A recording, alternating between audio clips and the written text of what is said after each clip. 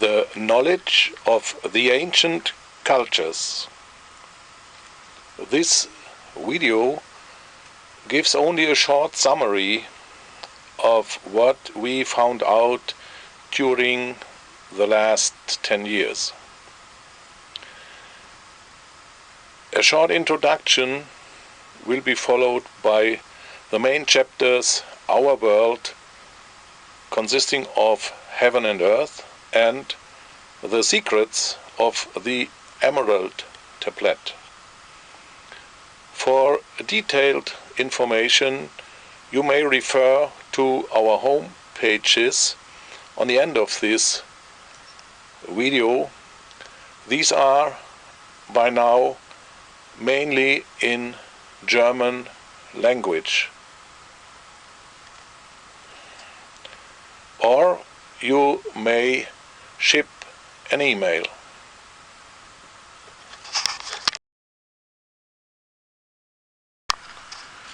In 2001, I started to create a heat and power plant for houses. End of 2001, I built up some mock-ups and had the nice surprise that it was not working. This made me think, because I used all this that I learned in school and in university, but nevertheless there was no mistake and it was not working. So I studied more energy systems regarding solar and wind energy and also the vacuum, and found out that there same problems occurred. This forced me to overthink what I had learned in school and university, and when I met Mr. Mann and Mr. Geckler end of 2003, we continued to proceed with the decoding of the ancient knowledge that I already started in midst of 2003, and this is the field that Mr. Geckler and Mr. Menne have been working in that time also, sometimes for more than 20 years. And really, end of 2006, we had the definite proof that our decoding of the ancient knowledge was right. This decoding was mainly based on the decoding of wall paintings in ancient Egypt tombs from pharaohs.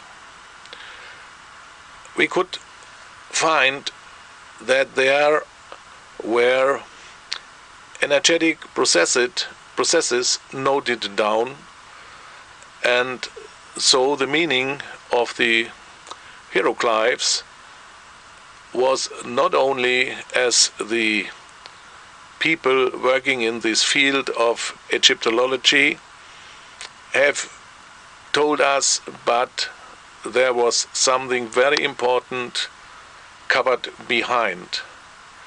And what was covered behind was the ancient knowledge. In the year 2007 up to 2009, I verified this knowledge, coming up with a lot of experiments and additional studies in old and ancient literature, papyrus, and so on. End of 2009, I was definitely sure that we had decoded the ancient knowledge and that we could prove that everything we had learned from the ancient civilization was right. In the year 2010, I started to enter with this knowledge completely new technologies, mainly in the field of energy. And this will now come to an end on end of 2012, and that is the reason for this video.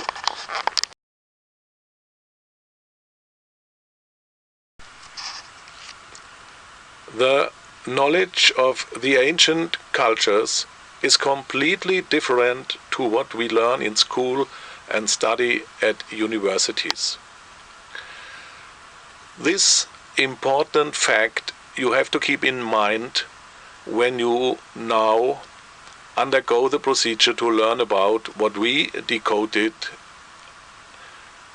regarding this knowledge. Part 2. Our world, heaven and earth. Our world, consisting of heaven and earth, is a spherically ball in the universe. The outer surface of this ball is built up only of positive electrical charge, and the center of this ball is built up of negative electrical charge only. The earth is enclosing the center, and the heaven is enclosing the earth. This ball has a diameter of exactly 10 exponent 12 meters.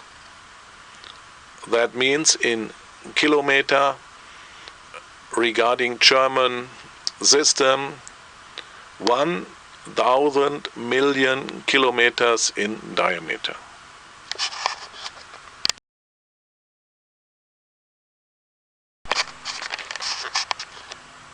This ball of our world consists of 10 different spheres, maybe you call it shells. Below they are listed, looking from the center of this ball to the outward shell, that means to the surface of the ball. So imagine we are in the center and look outside.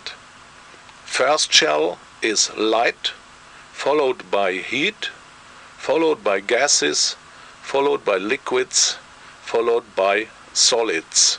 And now we are on the Earth surface. You see, there is a cooling procedure behind. When we continue to look into heaven, we find radiation, for example, the sun rays. We find energy. These energy processes are running in the star world.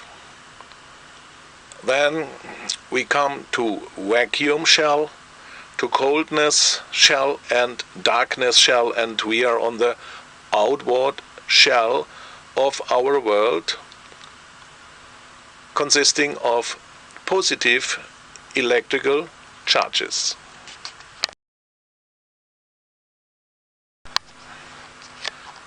These mentioned spheres or shells form a system with binary coded counterparts.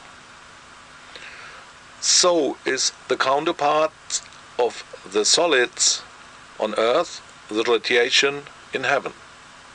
Counterpart of the liquids in Earth is the energy in the star world. Counterpart of the gases is, of course, the vacuum. Counterpart of the heat is self-understandable, the coldness. And of course, light's counterpart is the darkness.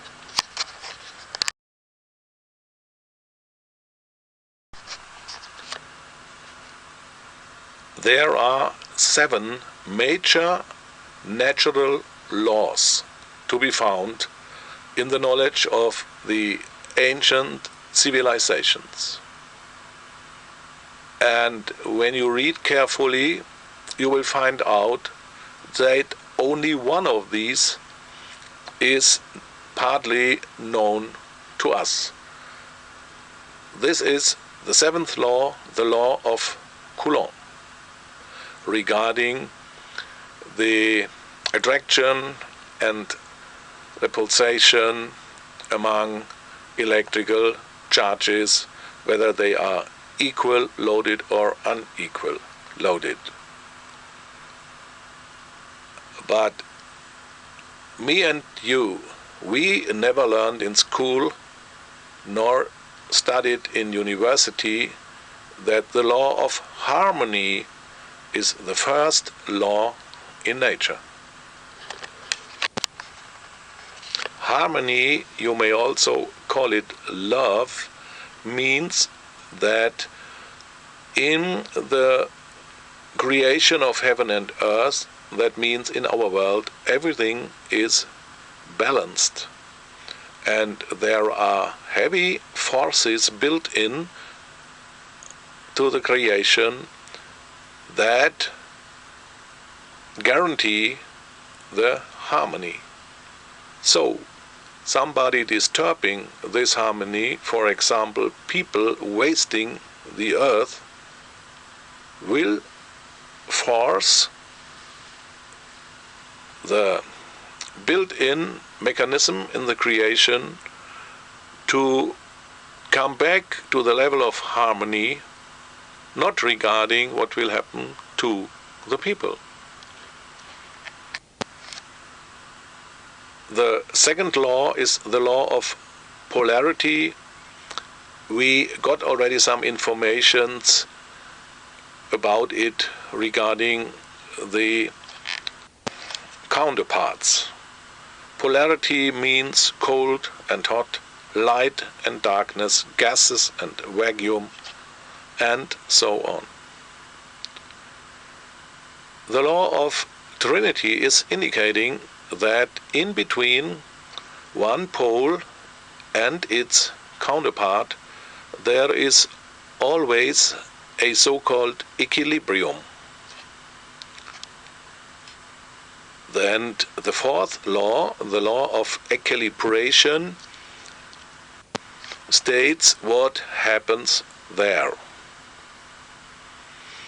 The law of potential and move indicates how one can use the energies in nature that can be transformed by mankind. And the very important law of generating molecular cavity or holes means that all movements in nature are based on implosion and not, as it is mainly found in today's technologies and techniques, based on explosions. The 7th law has already been explained.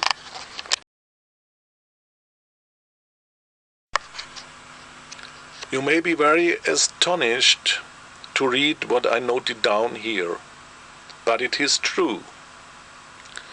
There are 2 by now unknown energetic potentials that we can use. Nikola Tesla supposed already that something like this might there built in the creation, but he couldn't prove it. We proved it by experiment, and I can tell you it's really excellent working. So, one energetic potential that mankind may use are the standing waves of electric positive charge. These waves reach from the outward shell of heaven down to the earth, and they are directed to the center of the Earth from all sides of the big ball, our world. The second energetic potential for our use is what I call the creation capacitor.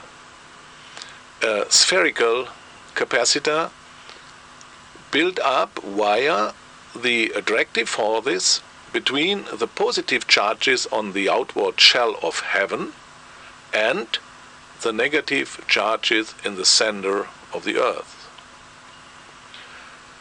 This creation capacitor was erected when the Creator divided the light from the darkness.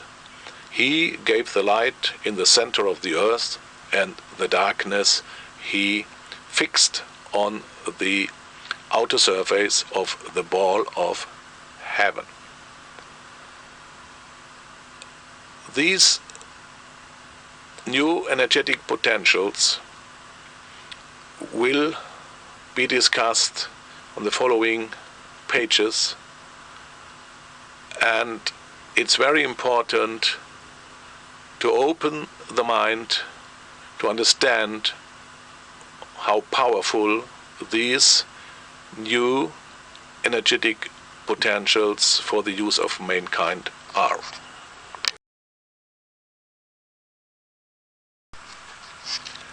Now we switch to the final part of this video called The Secrets of the Emerald Tablet. Maybe to some of you it's known better as the famous Tabula Smaragdina. Read carefully what I noted down, and you will be surprised and astonished because you cannot understand what it means. It means again that our physics, our today natural science are completely wrong. There is not only a gap in our knowledge, what we learned in school and in what we studied in university is regarding the procedures in the nature and the, let me say, construction in the nature completely wrong. I will also attract your attention to the last sentence, energy transformation rules. You will find new rules for the transformation of energy in the Emerald Tablet.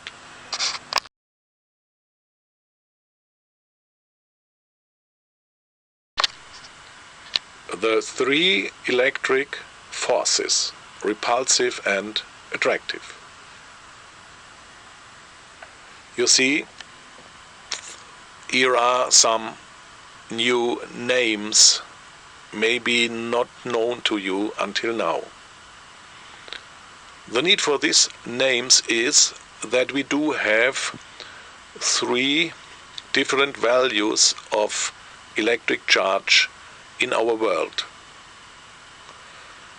The smallest one regarding the capacity is what we call Graviton. The Etheron refers to the former ether in the physics more than 100 years ago, and known to you maybe is the Electron. Repulsive and attractive states that we do have positive gravitons and negative gravitons, positive etherons and negative etherons, and positive electrons, what you may call positron, and negative electrons, as you know them. On Earth, we can only use three of them: positive gravitons, negative etherons, and the well-known electrons with also negative charge. And here you find now the most important laws for the interaction of these charges. The smallest charges regarding capacity build up the force upon all forces. That means the forces among the gravitons are the strongest ones all over the creation of our world. Even the capacity of the charge is extremely small. To compare it with the mass of an electron, which comes up to 10 exponent minus 30, the gravitons come up to 10 exponent minus 43, and in between there are the Etherons. They come up to a mass of 10 exponent minus 40. Nevertheless, the Emerald tablet tells us that the gravitons build up the force upon all forces. And these gravitons are in the standing wave, reaching from the outward sphere of heaven until they reach the earth, and they are directed, as already mentioned, to the center of the earth. Via these gravitons we are, for example, pressed to the earth. There are no attractive forces. Every material is pressed via this positive charged gravitons to the surface of the earth, directed to the center of the earth. These gravitons may neutralize Etherons even when these Etherons are on bigger capacity regarding the charge. And very important, that gravitons can pass between two electrons, so you understand that they can press us to the surface of the earth because they create repulsive forces with a positive charged atomic nucleus in all of our materials.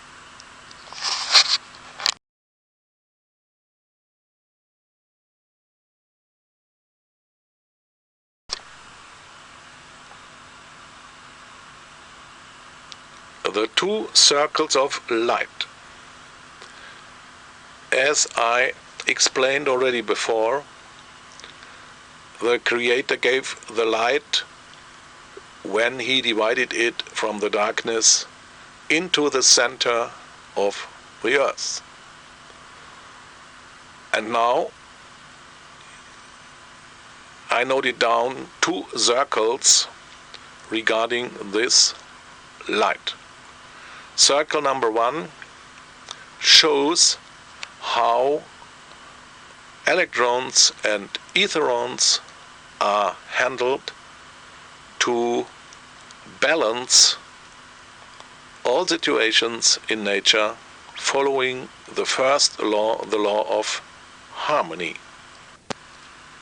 The negative charged gravitons are, of course, belonging also to the force upon all forces, and they are capable to split electrons, and electrons consists of Etherons. And also astonishing is that all greens on Earth build up electrons out of the Etherons they get via the sun rays. And that is the reason you can find a lot of free electrons close to plants, trees, and so on.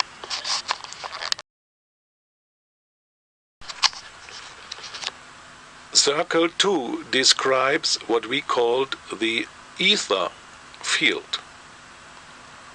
The Etherons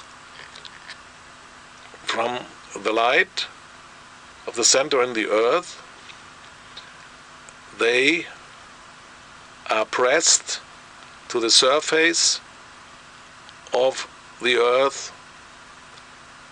and then they leave the earth.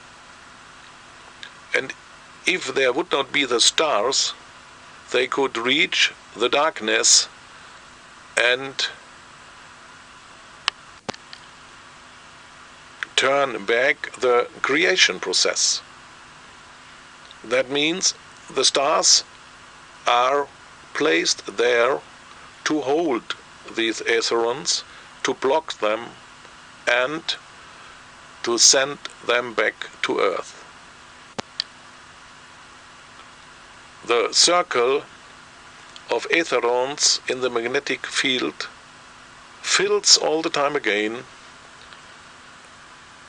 the center of the Earth with unbelievable quantities of Etherons.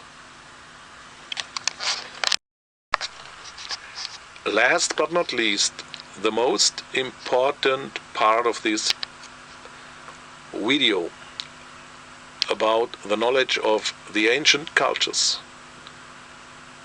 It is named energy transformation rules. Why is it so important to have free electrons and to have free Etherons? This is mentioned in the last sentence. You can generate a closed loop with electrons and Etherons as follows. You need electrons to build up a magnetic field. And you need highly condensed Etherons coming out of this interrupting voltage to vaporize water. Vaporizing water sets free electrons, and these electrons you can use again to build up a magnetic field. As simple as it is mentioned here, it is in reality. Only the understanding at the first glance seems very difficult, because only a few from us have heard about steam electricity that, for example, Michael Faraday worked 3 years about and with, and never ever heard about free Etherons. As mentioned at the beginning of this video, a lot of technologies using these energy transformation rules will come up now starting end of 2012.